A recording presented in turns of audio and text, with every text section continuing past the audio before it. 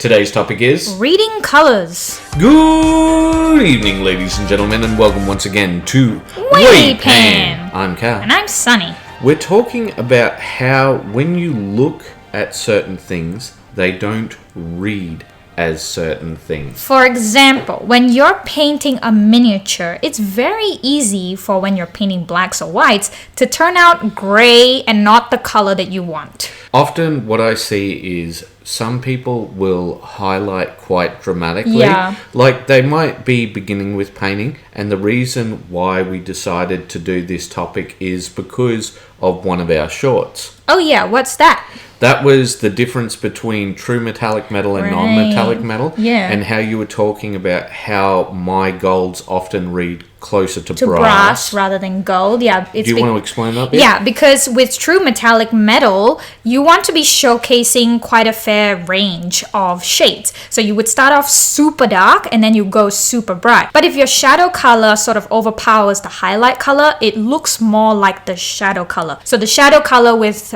true metallic golds would be the bronze, and the highlight would be almost like a pale gold to white. So if you've got more bronze, it looks like brass rather than gold. Yeah, and the issue was that when we were doing the research for the in-depth color theory video, we were taking a look at metallics, and one of the key things is there's not a lot on metallics color psychology. Yeah. And so we had to do a lot of interpretation, we had to look into a lot of things, and that's sort of why we thought maybe this is interesting, and I think that it could be useful for you guys. When it comes to painting miniatures, a lot of the time when you paint things, if you highlight too much or you shadow too much, you can end up changing what the color reads as. Yes, and Miniacs actually did a video on this. I believe it was on how to achieve pale pink skin, and he gave a really excellent example of how much or how thin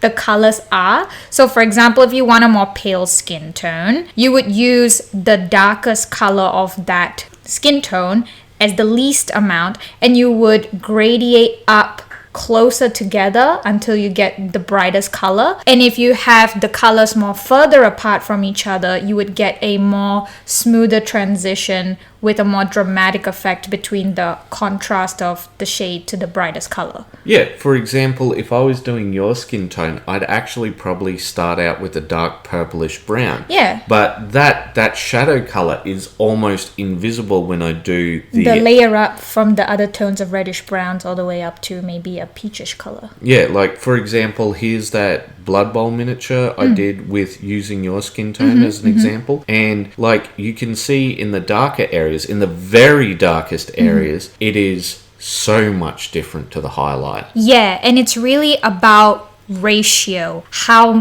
thin you make your shadows, how broad you make your shadows, and that's also the same principle when it comes to how broad or thin your highlight color is. So let's move on to the example I started with. Black and white? That's right. So with black, you might see in the picture here that they both technically might look like black, but one of them looks more black than the other.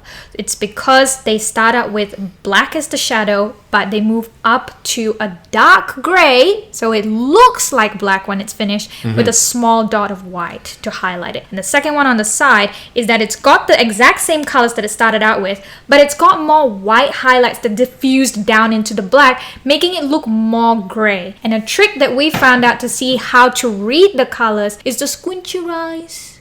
You squint your eyes and you see what color is it. You know, none of them can see your face and the ridiculous faces you are making. Yes, but it is exactly like the grandma meme. You squint your eyes and you see what color comes out. And that's the color it most probably will read as. But the reason why black and white are particularly difficult is because of how they are the opposite ends of the shade spectrum. Yeah, that's true. Yes, correct. They're not just colours. They're not light colors, yeah. Because black and white either absorb all light or reflect all light, respectively. Yeah, so it's very difficult to sort of... get black and white right? Yes. Okay.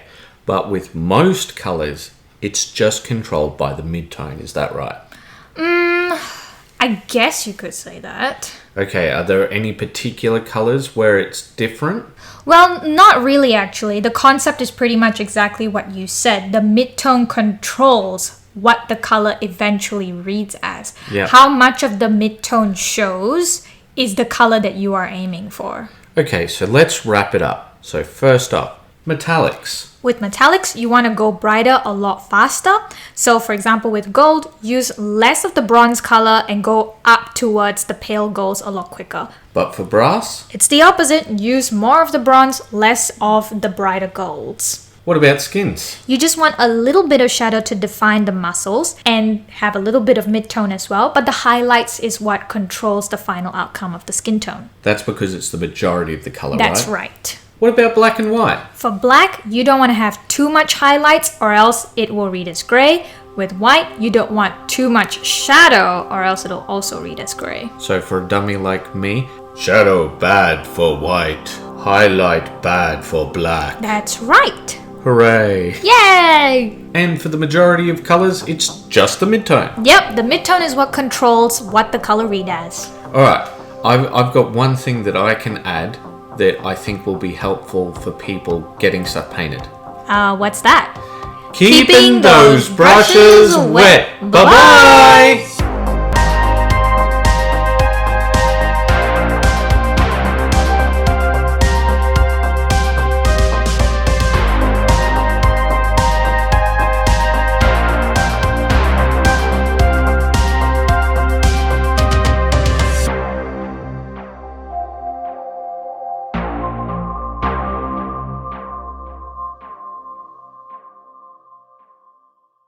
You know this bit? Hooray! Yay! Yeah?